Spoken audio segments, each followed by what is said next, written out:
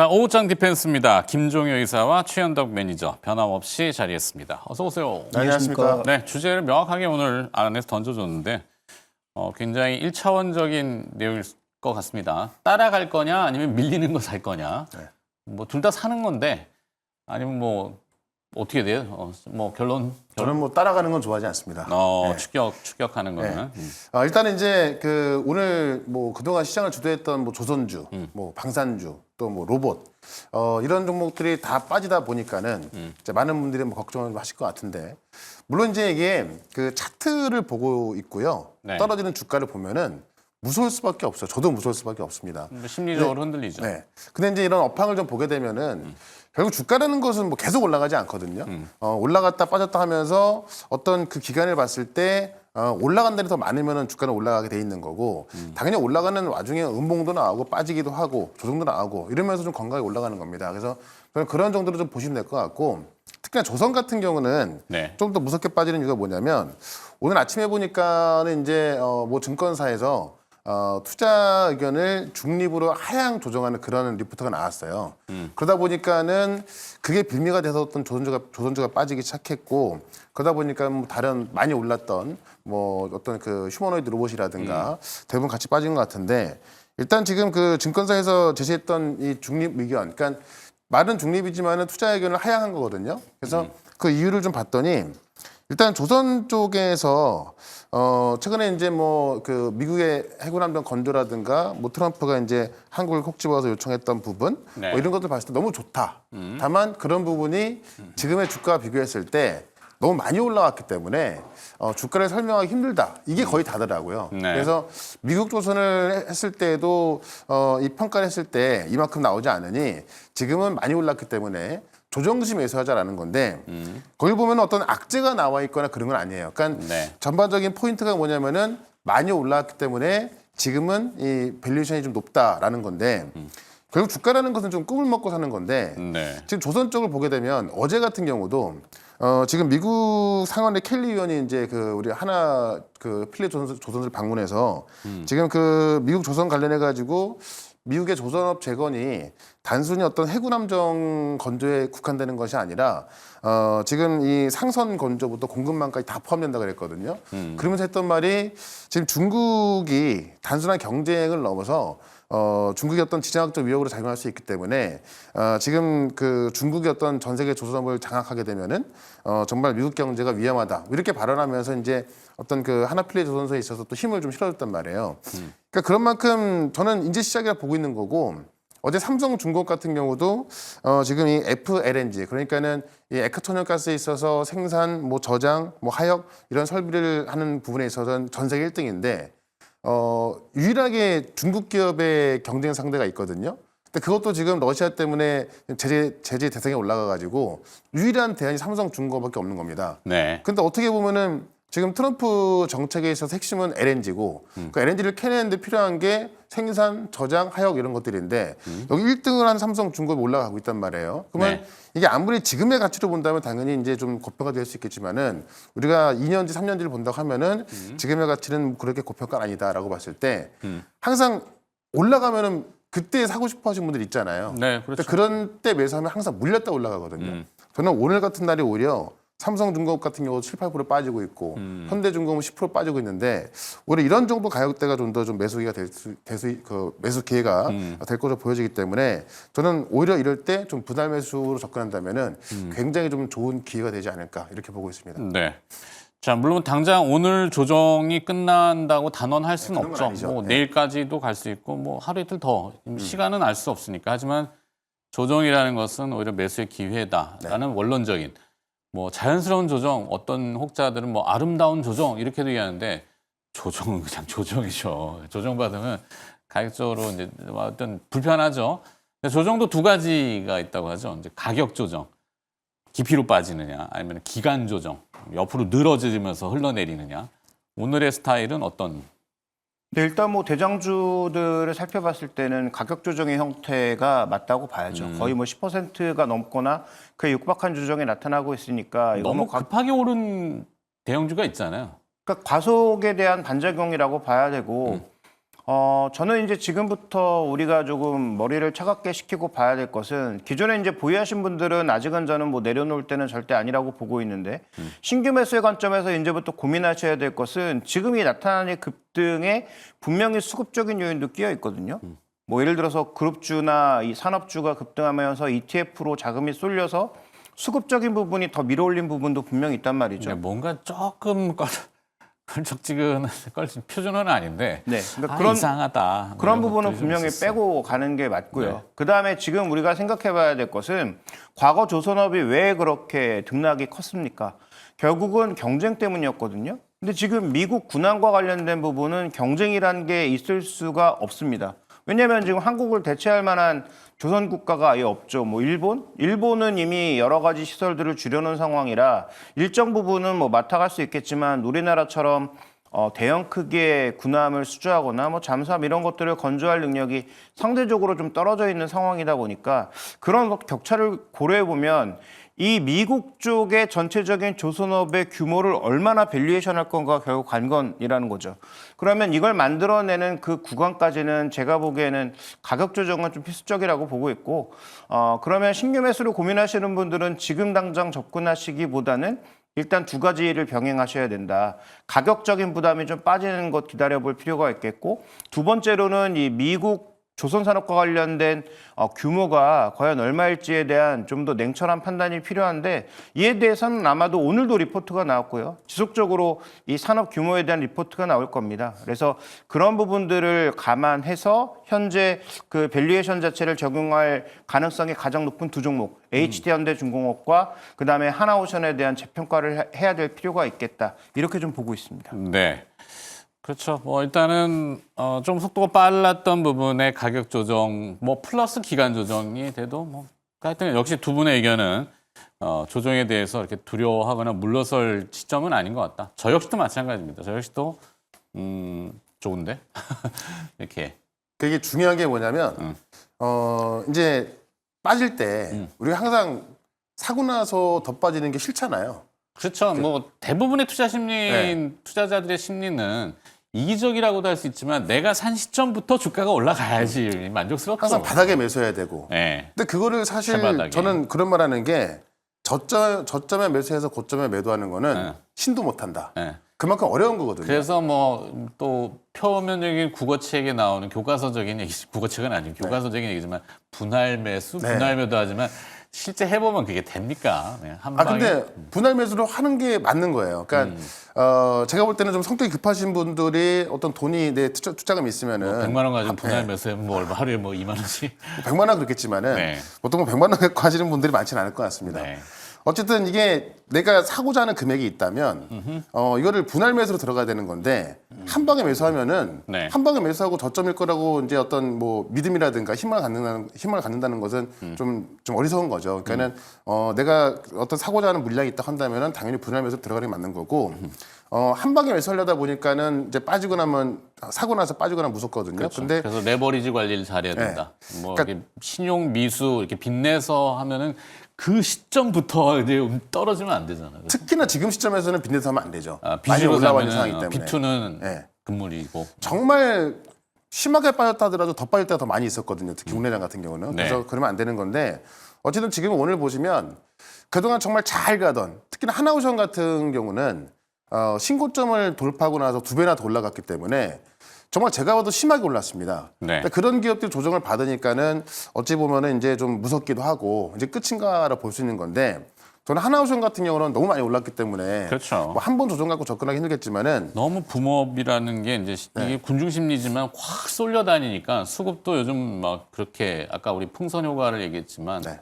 쥐어짜니까 이쪽이 부풀어 오르고 이쪽 짰다 그러면은 사실 그게 나중에 보면 전체 파이가 다 줄어들기 때문에 시장 건전성 측면에서는 좀 뭔가 이 자정작용이 있으면 좋겠는데 아직은 자정이 잘 안 되더라고요. 그러니까 대안이 없던 거죠 지금까지. 그러니까 어떻게 보면은 시장은 정말 올라갈 종목, 그러니까 성장성이 큰 종목, 확실하게 돈 벌 종목을 사야 되는 건데 그런 대안이 많이 없다 보니까 어떻게 보면 쏠렸던 거고 그런 것들이 나왔던 건데 저는 그래서 조선 쪽에서 보시면은 이제 현대중공업 같은 경우는 LNG부터 방산까지 다 같이 갖고 있는 거고 삼성중공업 같은 경우는 사실 어제부터 오르기 시작했던 건데 네. 내용을 보게 되면은 제가 조금 전에 잠깐 설명을 드렸습니다만은 결국 이 트럼프 정책의 핵심은 이 LNG를 캔에서 파는 게 어떻게 보면은 핵심이거든요. 네네네. 근데 거기에 있는 기술을 갖고 있는 거고 그나마 경쟁자였던 중국까지 이제 배제를 하는 거기 때문에 이걸 거의 독식하는 구조고 대안이 삼성중공업밖에 없다는 이야기죠. 그런 관점에서는 어제 올랐던 건데 지금 그 부분이 다 빠지고 있어요. 그러면 저는 오히려 어제 삼성중공업을 이제 차트를 잠깐 좀 보시면 네. 만약에 어제 같은 경우에는 지금 이런 차트에서는 아마 사고 싶은 분들이 많을 거예요. 이제 막 시작했고 정고점 돌파했고 막 올라가니까. 거래량도 늘면서. 네. 근데 이렇게 빠지니까 어떤 분들은 아닌가 보다 그럴 텐데 오히려 네. 이럴 때 매수하기 더 좋은 거죠. 그래서 저도 지금 가격대가 뭐 저점이다 이렇게 말할 수 없겠지만은 사실 어제보다 훨씬 낮은 가격대에 있는 거고 모멘텀은 변함이 없거든요. 근데 오늘 어쨌든 조선주의 하락이 어느 한 리포트에 어떤 우려 섞인 그런 리포트 때문에 빠진 거기 때문에 악재가 나와 있는 게 아니라는 얘기죠. 그럼 저는 조선업이 결국은 우리가 봤을 때 원래도 이제 그 좀 잘 올라와 있던 건데 결국 트럼프의 어떤 핵심 정책 때문에 올라가는 거고 핵심 정책이 이 LNG도 있지만은 이 방산까지 같이 있는 거 아닙니까? 네네. 그럼 저는 트럼프의 정책이 3, 4년 뒤에는 어떻게 될지 모르겠지만은 최소한 1년, 2년까지는 시장에 꽤 크게 적용할 걸 봐요.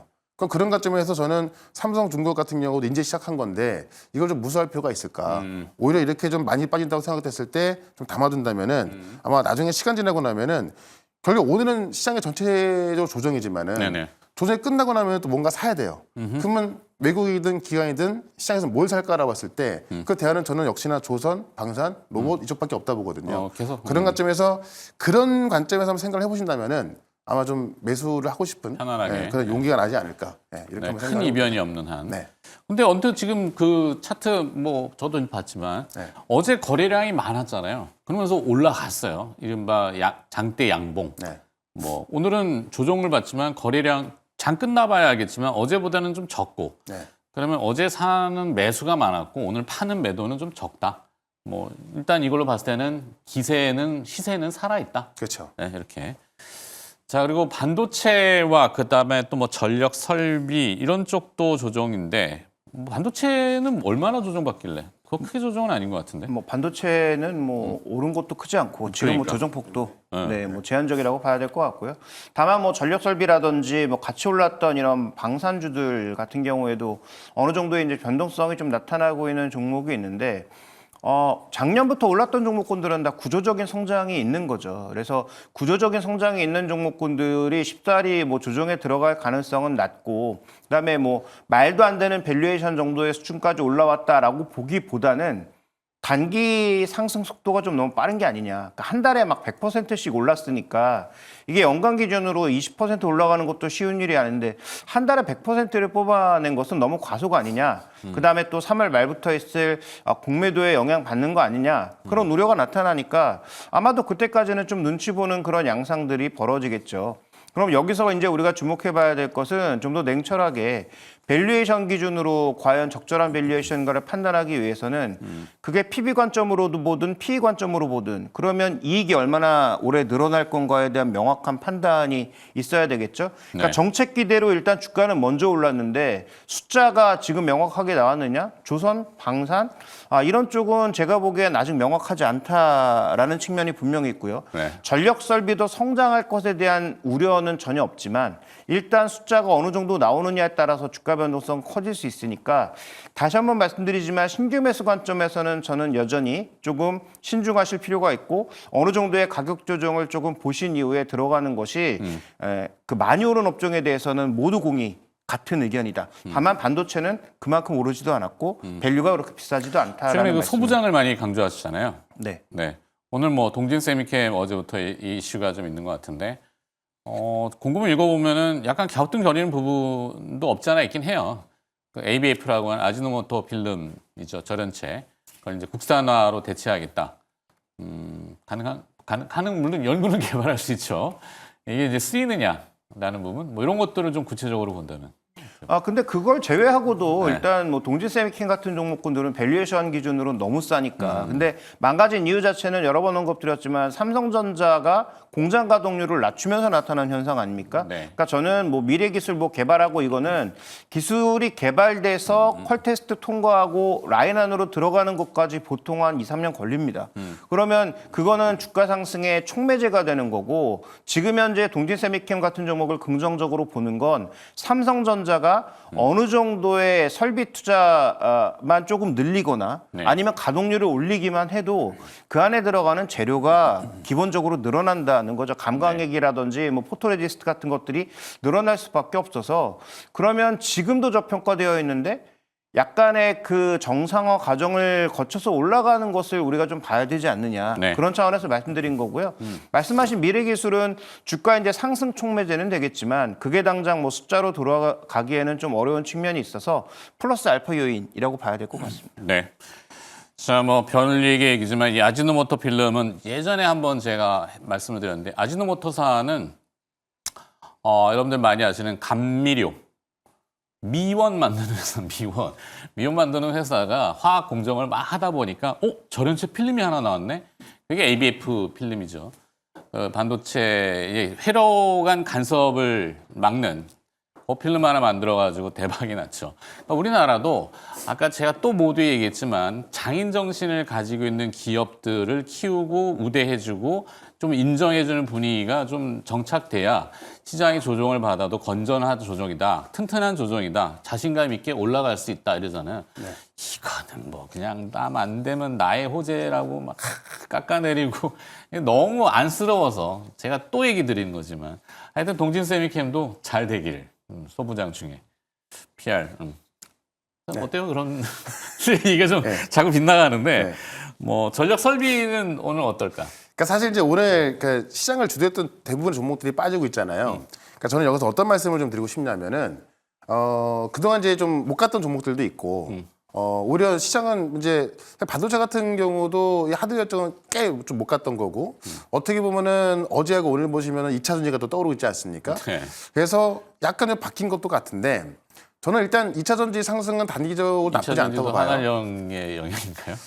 그런 것 같지는 않은데 네. 왜냐하면 2차 전지 같은 경우는 어제도 말씀드렸지만은 결국 금리와 환율의 안정에 있어서 또 어떻게 보면 또 제 수혜를 볼 수 있는 거기 때문에 저는 그런 분위기가 깔려 있는 상황에서 몇 개 수주가 나오다 보니까 올라가고 있어서 나쁘게 보지 않고요. 다만 이제 그 아마 많은 조정이 나왔을 때 우리가 저 조정 나온 것 중에서 어떤 거를 매수할까 고민을 좀 할 거 아닙니까? 매수 기회를 네네네. 본다면 그럼 어떻게 판단을 하셔야 되냐면은 그동안 못 갔던 것이 올라가겠지. 이런 경우보다는 원래 잘 가던 것들이 조정이 좀 심하게 나왔잖아요. 네. 그런 것들이 다시 가는 경우가 훨씬 많습니다. 그러니까 주도주라는 것은 쉽게 안 바뀌거든요. 그렇죠. 주도주라는 것은 우리가 한 달 올라갔다고 주도주로 보는 게 아니잖아요. 그러니까 로봇 같은 경우도 그렇고 조선 같은 경우는 지금 뭐 작년부터 계속 이어왔던 게 어찌 보면은 그 이번 연도에 좀 약간 피크적으로 올라갔던 거고 로봇 같은 경우도 사실 뭐 우리 국내 로봇 같은 경우는 레인보우만 많이 올라가다가 네네네. 최근에 이제 막 다른 종목도 올라오고 있거든요. 그러니까 어떻게 보면 어떤 주도 섹터로 떠오르고 있는 건데 이런 것들이 그냥 차트만 보는 게 아니라 휴머노이드 전반을 본다 하더라도 중국이 양상을 시작하고 있는 거고 네. 미국도 마찬가지고 거기서 이제 어떻게 보면 휴머노이드 시장이 살아난다라는 거고 이 휴머노이드 로봇을 봤을 때 우리가 한 2, 3년 전까지만 하더라도요. 테슬라가 공개한 옵티머스를 보면은 걸어가는데 이제 되게 주춤 걸어가잖아요. 이족 보행할 네, 때 이족 보행할 뒤뚱뒤뚱. 때 넘어질 것 같고. 네. 그러니까 또 위에 줄을 달아놓고 이제 네. 그런 시연했단 말이에요. 그때는 꽤 무시당했지만은 지금은 또 아니란 말이죠. 그러니까 이 로봇 기술이 훨씬 올라와 있기 때문에 이 휴머노이드 로봇을 양산해서 들어갈 수가 있는 거고 또 지금 많은 빅테크들이 왜 휴머노이드에 그렇게 갑자기 투자를 하나 봤더니 이 추론 능력이 이제 그 증가하면서 네. 추론 모델을 통해서 로봇이 직접 학습할 수가 있는 겁니다.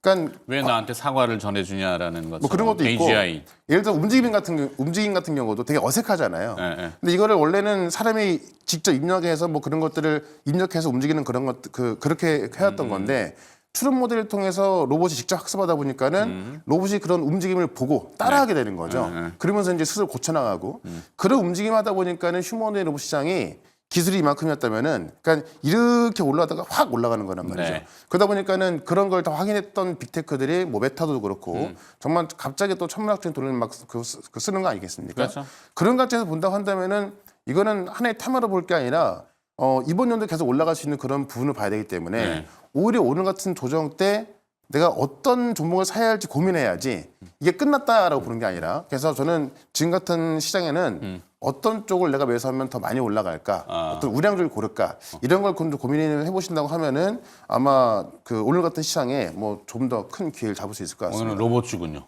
로봇도 있고 바이오도 있고 조선도 전 기회다 보고 있고요. 그러니까 당장 오늘 사서 내일 올라간다는 것이 아니라 오늘 정도 가격대면은, 네. 그러니까 로봇은 제가 볼 때는 조금 더 조정이 나와야 될 것 같고요. 오늘 그러면 디펜스 전략은 뭐예요? 일단 조선주도 좋다 보는데 오늘 디펜스 종목은 이 바이오와 이제 이 AI가 결합된 그런 종목을 바이오와 준비했습니다. AI 바이오. 네.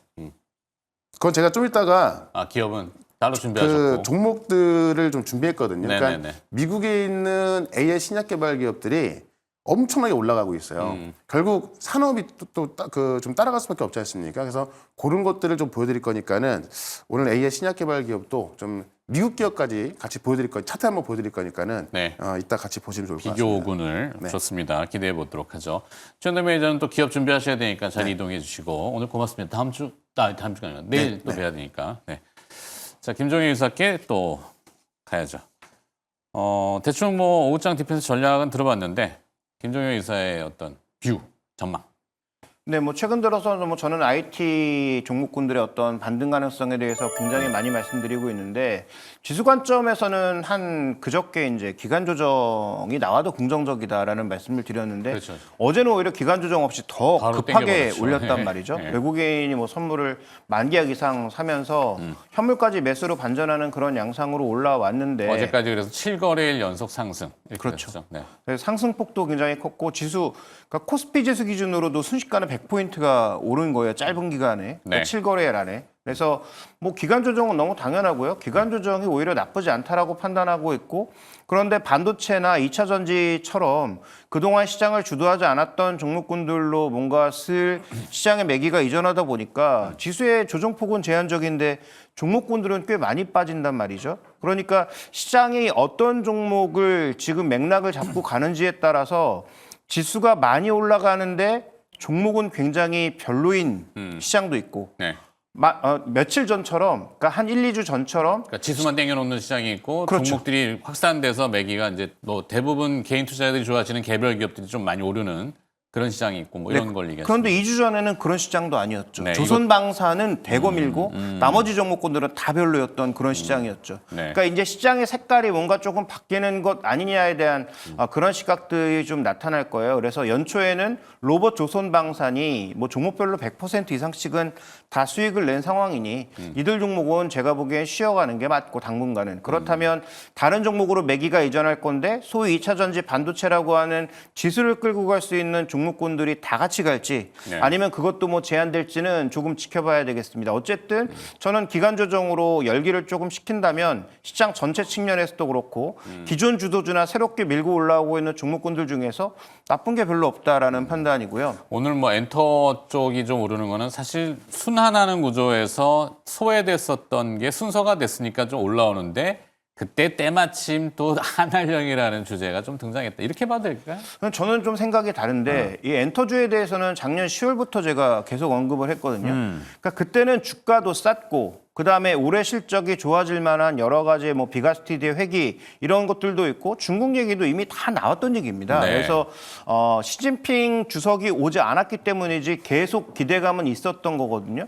그러면 지금은 오히려 제가 보기에 엔터 같은 것들은 그 컨텐츠는 좀 다른데, 네. 예를 들어서 뭐 스튜디오 드래곤이나 이런 것 좀 다른데, 음원 관련주는 좀 줄여야 될 때 아닐까요? 저는 뭐 그렇게 보고 있습니다. 그래서 그때는 주가도 매력적이었고, 근데 지금 다 적정 주가 이상으로 제가 보기엔 제 기준에선 가고 있거든요. 네. 지금 더 살 때는 아니다, 최소한. 그렇게 좀 보고 있습니다. 알겠습니다. 또 역설적인 참고할 만한 내용이니까. 네. 알파경제 김종효 의사로부터 오후장 디펜스 전략까지 알아봤습니다. 오늘 고맙습니다. 내일 뵐게요.